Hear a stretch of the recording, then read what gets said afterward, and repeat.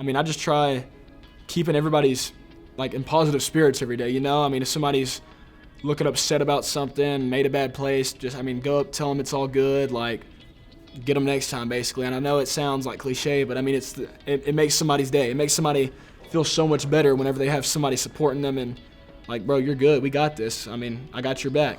But I can't sit out here and tell you to do something that I'm not gonna go do myself. So really just give my all every day, fly around to the ball and make plays.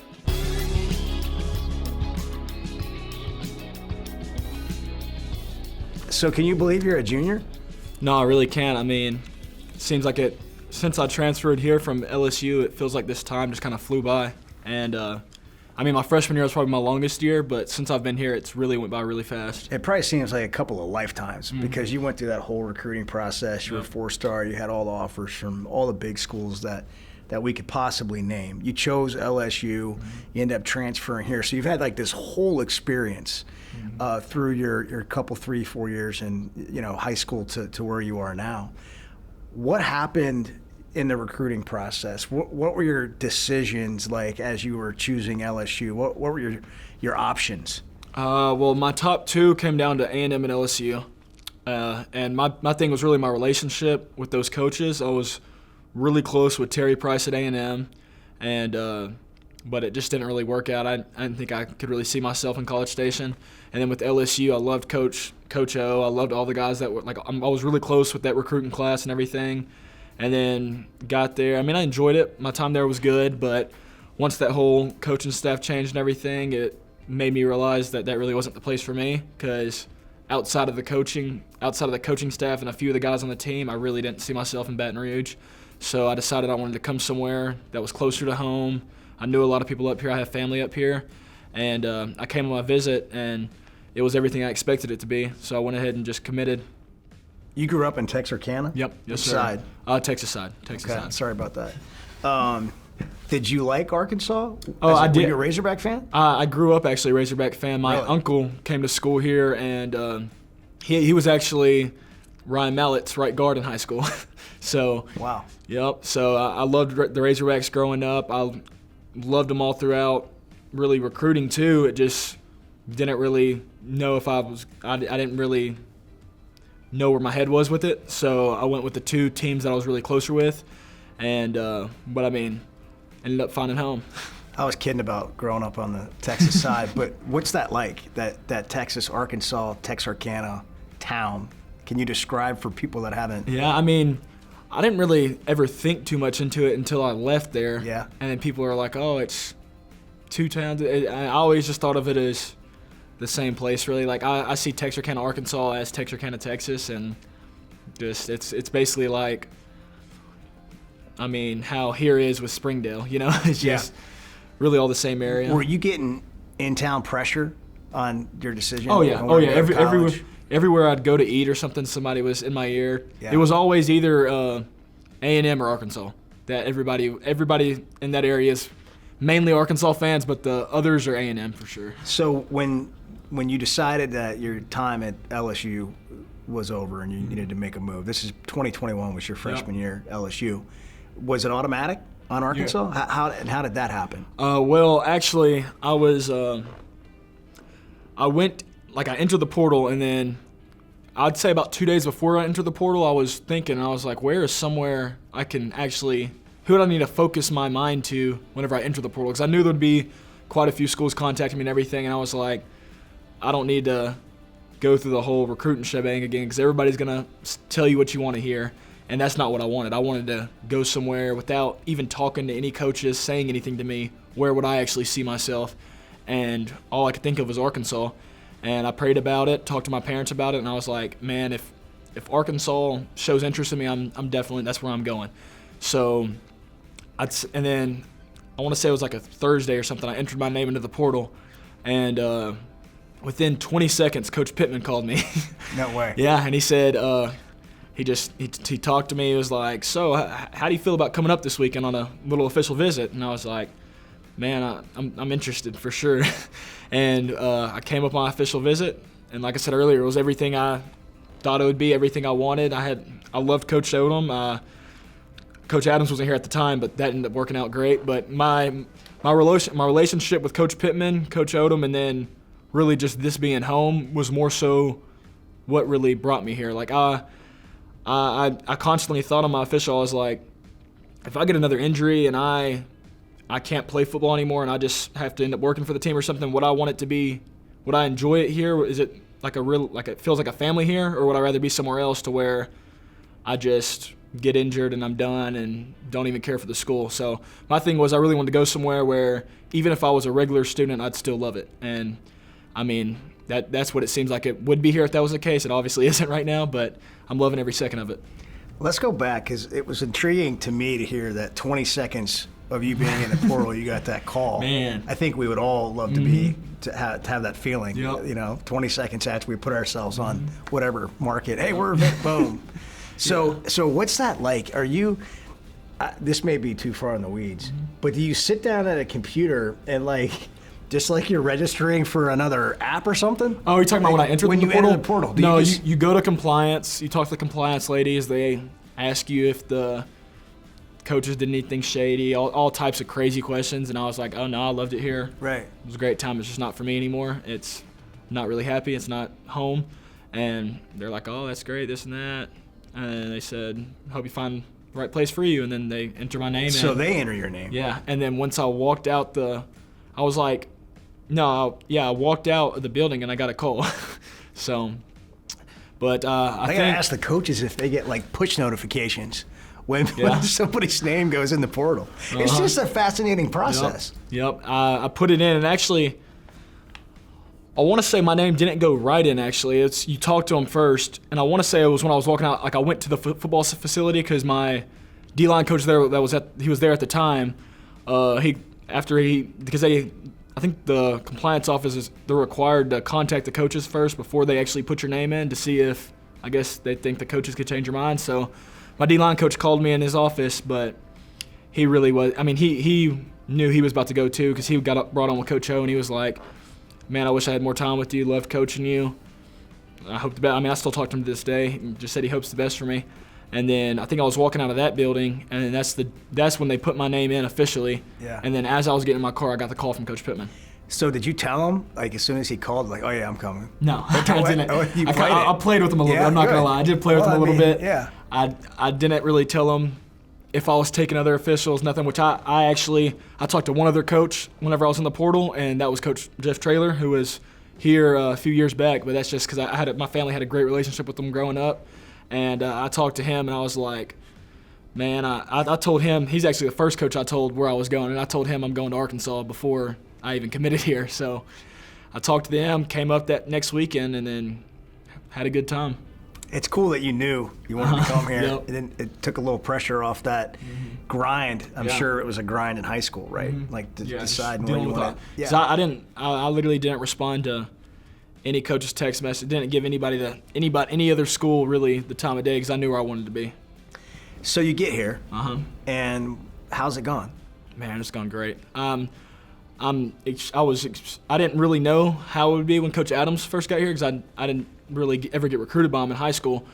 But as the past year and a half has went on, I've grown a really strong relationship with Coach Adams, and I think he's developing our D-line room really good.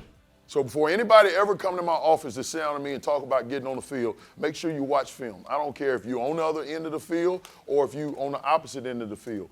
Before you come sit down in my office and want to know about getting on the field on Saturday, make sure you come in this building and watch your tape before you come into my office, because I'm going to tell you the truth. You have always been sort of on the D-line or, on the end or hybrid? What's been, because you've just recently, and we're going to get into your weight gain, gotten into what I would say is the range of an SEC defensive lineman. But 235, 240, you don't think of as a defensive lineman in the SEC. So give us a little background on what kind of player you were coming out of high school and all the way up to the last couple of years. Well, in high school, I played in literally almost the identical defense that we're playing in right now with the 4 down. You got a buck end in your 3 down package, which is basically always 4 men on the field. And I played that way in high school. I drop into coverage some. I just love playing on the edge. I don't really feel that I mean, now I feel like I'm more versatile and I could play inside as well, but previously, like last year, I feel like my body was kind of more fit for playing on the edge, and I feel like last year being 235, playing inside against guys that are 340 just didn't work out. So I think with this defense, me being on the edge, and then I'll go inside for some pass rush stuff, and I feel like that's the best for my game. You played in all 13 games, started in 7 last year. So you got here in 22, or your sophomore year was 22. You had 23 total tackles, 3.5 tackles for loss, a forced fumble. I mean, you did some good things. Mm-hmm. What made you decide, and you talked about it a little bit, but what was kind of the plan coming out of last year to put weight on? And we're talking about, what are you, 280 now? Mm-hmm. Okay, that's a lot of, that's like 45 pounds. Yep. I mean, that's my third grader? I don't know. So so we put a third grade. They put a third grader on you. Mm-hmm. How's that going? It's going great. So what did you do? What was the process? Man, a lot of eating. In the offseason, I ate like crazy. I figured that much. I mean, we trained a lot, but it was just a lot of food. I was taking in so much food and still am. I mean, last night I ate 2 ribeyes, a bunch of mashed potatoes, a bunch of asparagus. So I'm still eating pretty big. But 2 ribeyes. Yeah, 2 ribeyes. And not small ribeyes, good size, pretty decent size ribeyes. So ate that last night, and good for you. I mean, I'm eating a lot. There's a lot of people were envious, you know, like we can't quite pull that off. But give me some other big meals. Let me hear some other big meals.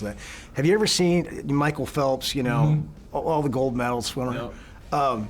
They had the calories that he would eat. You know, they'd put that up in the Olympics, and it'd be just an insane amount. Like, I can't remember, like 10,000 calories. Yeah. Well, I'd say for like my breakfast is probably I kind of keep it pretty set every day. I'll either eat it at the Jones or I'll make it at home. But I always do an egg scramble, and it's like either 6 or 7 eggs. I'll get ground beef mixed in with it. I'll get onions, bell peppers, all good stuff like that. And then I'll eat that. When I'm at the Jones, a lot of the times I'll eat that, and then I'll get a few hash browns, something to get some carbs in, and a smoothie. But like this morning, I ate the 6 eggs like that, but then I ate 2 waffles and I think 4 slices of turkey bacon. So is it hard to eat that much? No. I've always ate a lot. Really? Yeah. Growing up, I mean, all the way until about 8th grade, I was always bigger, like a fatter kid, because I just always ate a lot. And then in high school, I wouldn't say I really stopped eating a lot. I just didn't eat as many meals because of the schedule. I wasn't used to the schedule, so I'd eat. I would never be able to eat breakfast in high school, so I'd eat a small lunch, probably like a small sandwich and some crackers, and then I'd eat a decent-sized dinner. And that's where I really started losing a lot of weight and being smaller. And then once I got to college at LSU, I kind of gained a little bit of weight. I think I got it to about 260 at LSU. And then once I got here, my mindset thought I needed to train like crazy to get to where I need to be able to be to play. So I would train nonstop, but not realize that if I'm training like that, I got to put in the right things in my body. So last year, I mean, when I came in at about 255, 260, and then over that time till fall camp, I probably lost 30 pounds just from strictly training like crazy with the program, afterwards doing my own training, and then I just want to eat a whole lot because I thought I needed to lose weight, honestly, and get all cut up and everything. But I realized with my body, I need to be heavier. I can't be 6'7", weighing 235, and I mean, that's a receiver's weight in this conference. So and you know, we joke about all the food you eat, but like, you know, the strength coach has to help you do it in the right way, right? Mm-hmm. Like, how do you gain all that without losing the quickness? Man, I'd say just the speed training every day. We consistently train speed and consistently work out. So I'd say that food, I mean, I might have put on a little bit of fat, but with how much muscle I've added, I think it kind of equals out and makes it to where I just somewhat maintain my speed. So I feel like I'm moving great, and I mean, I give all the credit to Coach Souders with that one, because even a situation like, I think 3 days ago he texted me, and I've only lost like 5 pounds in camp, which isn't a whole lot for camp. I think I went in camp at 285, weighing 280 now. And well, for people that don't know, like it's just so hot. Yeah. Like you might lose 5 pounds, 7 pounds practice. Yep. So he texted me the other day and he was like, "Oh, you've lost like a legit 5 pounds now. This isn't like water weight stuff, this and that, because it's been staying at that weight for about a week now." He goes, "Oh, you need to start eating some more so you don't keep that trend going down." And I was like, "Oh, I got you, coach." So, I mean, just getting it all in my body. Yeah, that's the level of detail that it takes to really perform at this level, and why you have the Jones Center and all the nutrition and all that, and coaches paying attention to that. It's hard to get hungry. Yeah. It's hard to get hungry at this level. If you want to eat, you can eat. Yeah, So. and you got some guys that don't need to eat. Exactly. But that's the formula that the coaches are always with a lot of those guys. We got a new nutritionist. Her name's Brooks, and she puts those guys on meal plans, telling them how much of what they should be eating. Less carbs, more vegetables, stuff like that. That's gonna fill you, and not as many calories. So, she's great. She has meal plans for the bigger guys, like the O linemen. Like a guy like Ian, he's actually doing great in fall camp right now. But he came in weighing, I want to say, 400 pounds, 405. He's down to like 375, 380 already. Just from, he obviously has to be dedicated, but just from really locking in on his diet, eating right, and then going hard every day in practice. So, it's really about, with the resources we have right now, with the coaching staff and the strength staff and the nutritionist, your body's whatever you want to make of it. Landon's a great kid. Landon's a hard worker. He was playing at like 238 for the bowl game, and now he's like 280, 283. But he's made an emphasis of, not missing any meals, eating good, solid foods, eating them consistently, no drop off. He's just been more locked in, wants to always do more than what we ask him. We kind of have to pull him back as opposed to make him giddy up. And that's a good thing, and that's where we need our team to continue to get, which we've really come a long ways. But those are good signs because the kid wants to be great, and I'm really excited to see what he does for us this year. So you got this new body. How's it affected your game so far? What have you noticed? I think I'm a lot stronger. I feel like I'm playing a lot more violent, and I'm not really trying to run around guys, more so run through guys. And, last year I'd say I had this body size to be more of a finesse player, but my mindset just isn't as much finesse. My mindset is do finesse here and there, but I'm really setting everything off of a long arm, a bull, and then making them sit heavy, thinking I'm about to come in, about to bull them, and then I finesse them then. So I think my strength right now is helping a lot in my pass rush in that aspect, and then in the run game too. Because like I said before, if there's ever a situation where I got to go inside, I'm at the weight to where I can hold my own inside. And then even on the edge, you got pulling guards, stuff like that. I feel like facing that during fall camp, I feel like we got a pretty good O-line, and I feel like our O-line's one of the top ones in the league, and I've been able to hold my own with guys pulling against me and stuff like that. So I think my strength is really what is the biggest change from last year. So. Yeah, it's interesting because you had that ability to kind of work with less weight. Yeah. And so you've got that in your tool bag, so to speak. But you're better off now because you're so much bigger. Tell me how the defense has improved or changed. Really, changed is probably the best word at this point. We'll see if it's improved. I know there's high expectations. I think our defensive back room has changed phenomenally. I think they're looking amazing over fall camp. They bring energy every day, and it's not even just playing good. Their brotherhood has gotten so much closer, and I feel like those guys are a lot closer than they were last year. And I think we legit have close to 2-3 groups that can really play in the D-back room. And then our linebacker core is looking great. We got Antonio Greer in, Crook, and then Pohlman, and they're looking phenomenal. And then on the D-line, I know it's been talked about a lot over the fall, but our D-line room looks really talented, and I think Coach Adams has done a great job with recruiting, and then not just recruiting but developing. A guy like Ian, he looks like almost a whole different person on the ball field than he did his first day of fall camp. So it's just stuff like that. And Coach Adams, he's not really one of those coaches that he doesn't only focus on his top guys. Like, he's not sitting there only focused on our top 2 or 3 groups. He's out here, we'll be in meetings, and he'll break everything down to the freshmen, really, because he knows they're the guys that are next up, So he's developing those young guys, and like guys like Quincy and Caleb James. He knows those guys got to be ready come next year, or even if we need them this year, if we get some guys banged up. So he really focuses his attention on everybody instead of just a select few. You got to have it within you to practice as hard as you need to practice because you know what you're getting ready to see on Saturday. Let's start practice off right now. Let's get our hands inside, knock guys back, get our pad level down, play the way we know we want to play. You show me a good defense, or you show me a good team in the SEC, and I'll show you a good defensive line. Have you guys talked about, like, you really can't win in this league unless you have a good Adams D-line. tells us every day the defense goes as we go. So we can't – we worry about our room before we start worrying about other people's – like, we don't worry about the outside linebacker – I mean, not the outside – I mean, the linebacker room and the D-back room or the offense, because realistically, I mean, if – our D-backs losing coverage, we should have got to the quarterback first. If a linebacker misses the tackle, we shouldn't have let it get to the linebacker's level.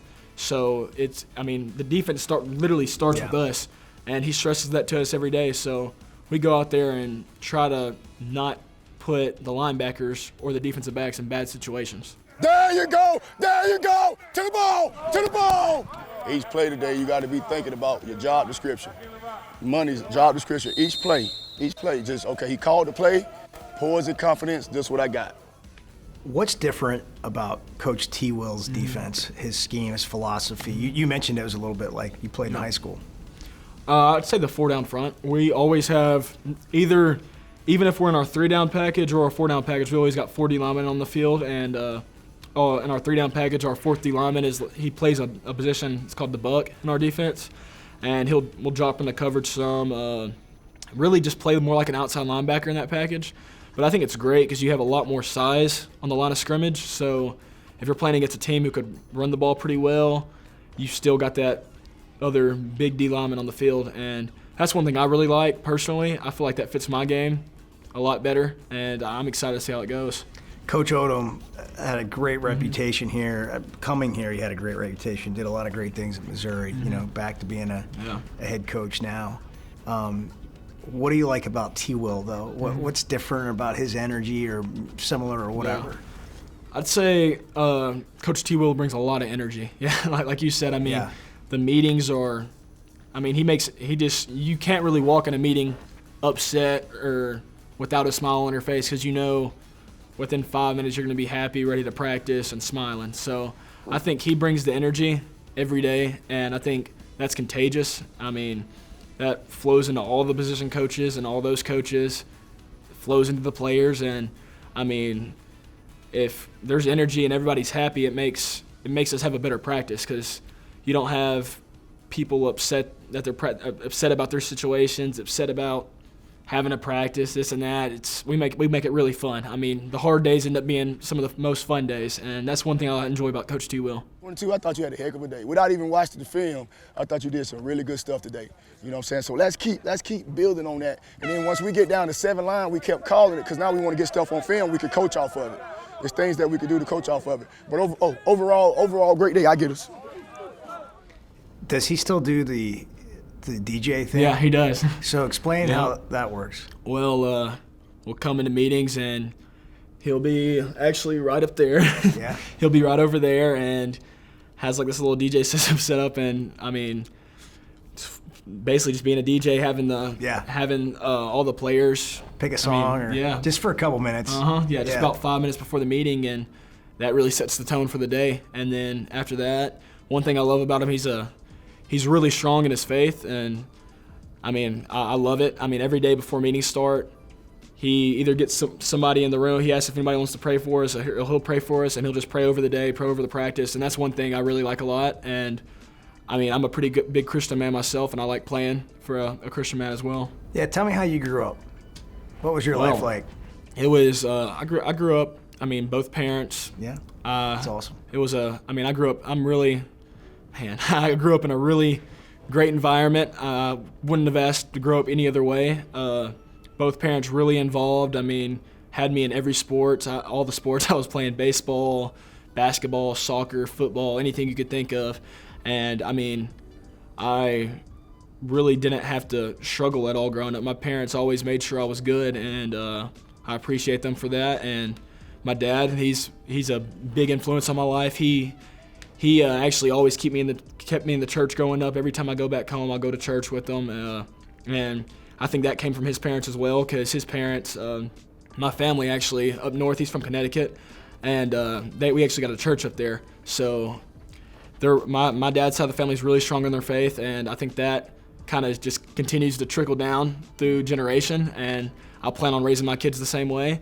And then my mom, I mean, she's been there for me my whole life. I mean, at the end of games in high school football, she'd be the first person I'd run up to, give a hug, and I mean, she's been with me every step of the way. So I can't thank my parents and my family enough, and I mean, if it wasn't for them, I wouldn't be in the position I'm in today. Do you have any siblings? I actually do. Yeah, I got one older brother. I got a younger brother, Landon Jackson, who's actually getting recruited pretty heavily right now. I try influencing them every day to come here. So, Yeah. Yep. And then I got 2 twin brother and sister that are, I want to say, 6 years old right now. Wow. So, yeah. Spread out a little bit. Yeah, it is. It is. You got a family Yep. to watch grow up. Uh-huh, Still, I big do. brother. Yep. He went and played basketball at this junior college in South Arkansas for 2 years. Now he's back at home working right now. So, were you always tall, like growing up? Yeah, my dad, he's actually 7 foot. So me and all my siblings have grown up tall. I mean, Your dad's 7 foot. Yeah, I don't know if y'all seen my little brother Lance yet, but he's actually taller than me right now. And I mean, I'm standing about 6'7". My younger brother Lance is about, I'd say 6'7.5". So, and then my older brother, he's about 6'5", 6'6". So yeah, we all grew up pretty tall. What was your favorite sport besides football? Basketball. Yep. I actually loved basketball all the way till high school, and high school is really what changed me to become more of a football player. But I mean, I grew up playing for different AAU circuits, loving basketball my whole life, and once high school came, I started playing football my freshman year, played basketball my freshman year of high school. Sophomore year, tore my ACL, so couldn't play basketball.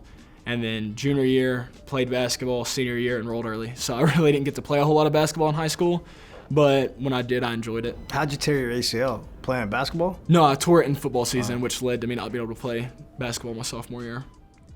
How old were you when you dunked first? 9? No, it was, I want to say 7th grade. Yeah. Yep, 7th grade. I dunked for the first time in a pregame Dang, warm-up. that is Yep. crazy. That's like 12 years old. Yep, and I was, I want to say about 6'2". Yeah. So, I don't know what that's like. But I'm sure, it's funny, if you can play basketball, it's fun, right? Yeah. And it's hard to quit playing basketball. Was that hard for you? Like, because football is fun when you're playing games, but there's all this other work, and it's hot. You're out there, in the summer, that grind, and basketball, you're in that gym, and, there's not that sun on you. I'd say really just what really sparked my love for football, because I loved football growing up. My top sports were always football, basketball growing up.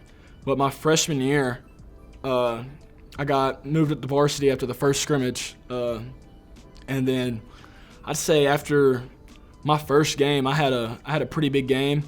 And, I mean, I think I had a good hit or something. I just fell in love with the game then. And then I ended up playing varsity in basketball my freshman year too, but it just wasn't the same as my high school was a big football school. Like, we won state that year, my freshman year.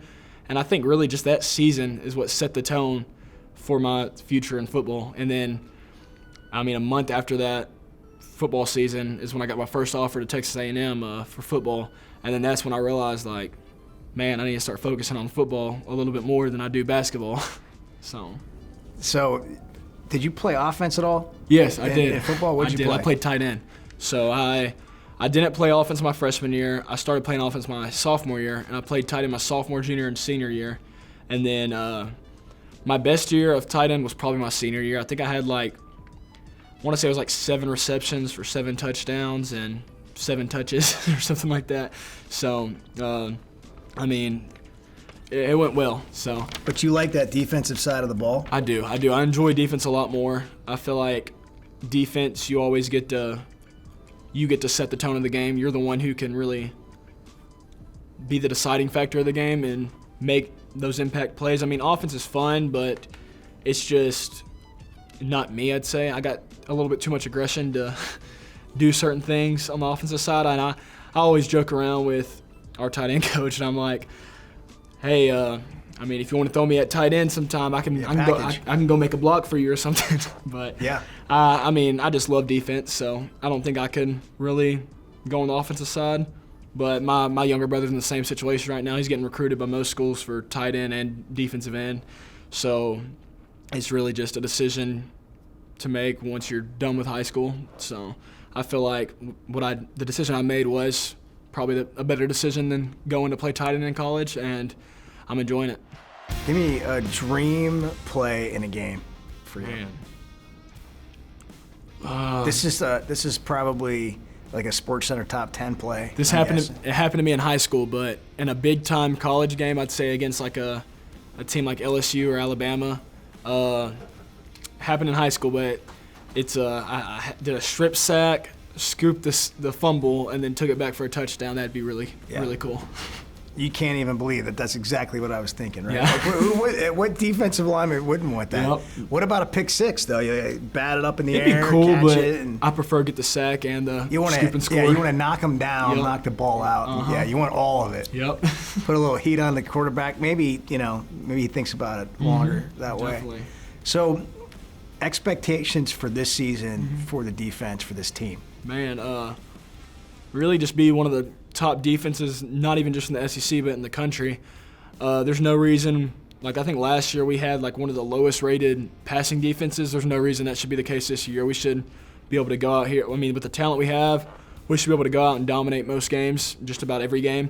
And, I mean, I think we should really be one of the top defenses in the country, and that's the goal. So, I mean, we'll see week one, and I think we'll have a really dominant week one, and I think it'll trickle all throughout the season.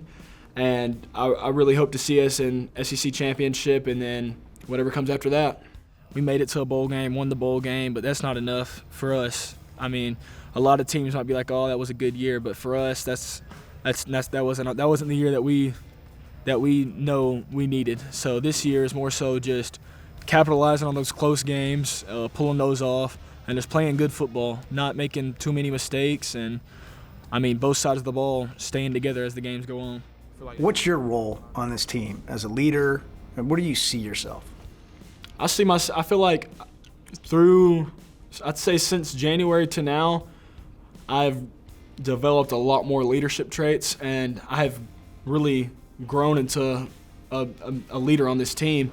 And, I mean, I just try keeping everybody's, like, in positive spirits every day, I mean, if somebody's looking upset about something, made a bad place, go up, tell them it's all good, like, get them next time, basically. And I know it sounds like cliche, but, I mean, it makes somebody's day. It makes somebody feel so much better whenever they have somebody supporting them and, like, bro, you're good. We got this. I mean, I got your back. But, I mean, that's my biggest role. I'd say I like to lead by example and really just rally the troops together. I don't like to really – I'm not one of those leaders that likes to rah-rah-rah, like, yell at you for messing up, because I'm going to make mistakes this season, just like – I mean, Pooh will make mistakes this season. So I'd say that's another leader that's a lot like me, who really just likes rallying the troops, keeping everybody positive, and leading by example. Like, I can't sit out here and tell you to do something that I'm not going to go do myself. So really just give my all every day, fly around to the ball, and make plays.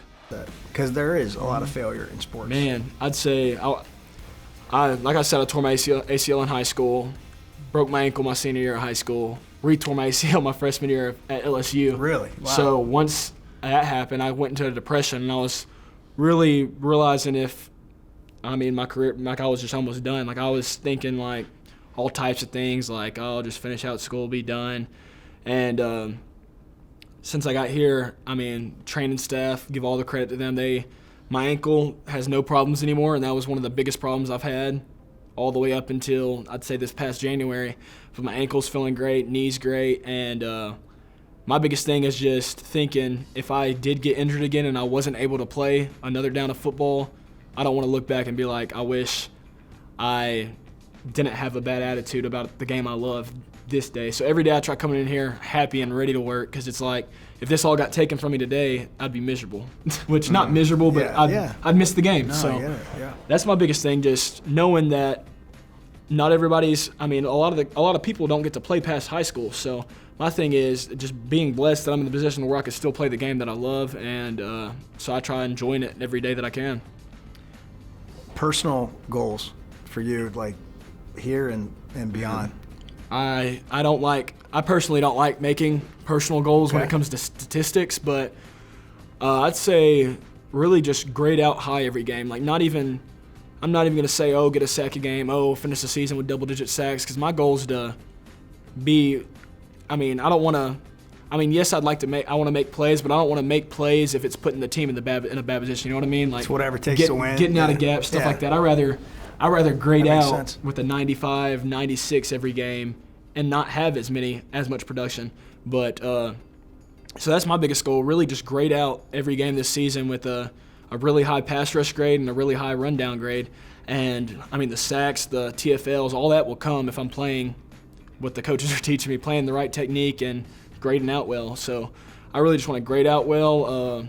And then, obviously, the main goal is to make it to the NFL at some point, and that's the dream. So, I mean, play good football, and then whatever comes, comes. Any idea what you're going to do when you're not playing football anymore?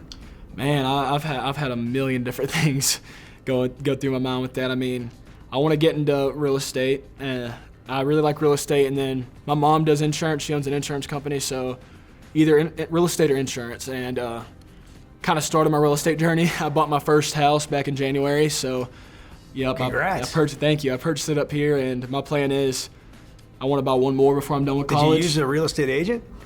Did you do yes, the I did, work actually. yourself? No, I used a real estate agent, yes. But I bought the house. I bought that house. I plan on buying one more before I'm done with college, and then once I leave college, even if I don't make it to the NFL, I plan on keeping those houses and renting them out to college students or grad assistants that come in, stuff like that, and just making money off that, and then really just buying a bunch of different properties and stuff like that. That's what honestly really interests me.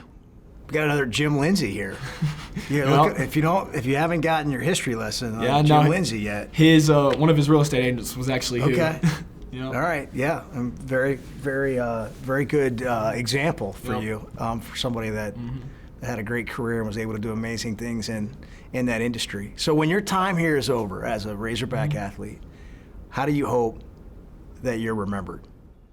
Man, as a leader, I don't care to be remembered as a guy who was this freakish big-time playmaker. I want people to remember me as somebody who made a difference, who impacted people's lives off the field, not so much on the field, but more so, I mean, I want people on campus to be like, oh, I saw Landon on campus one day, and, I mean, he just stopped and had a conversation with me, just stuff like that, I want to make people's day more so and not just have people thinking, oh, all he does is make plays on Saturday, So I just want to make an impact in this city and on this campus.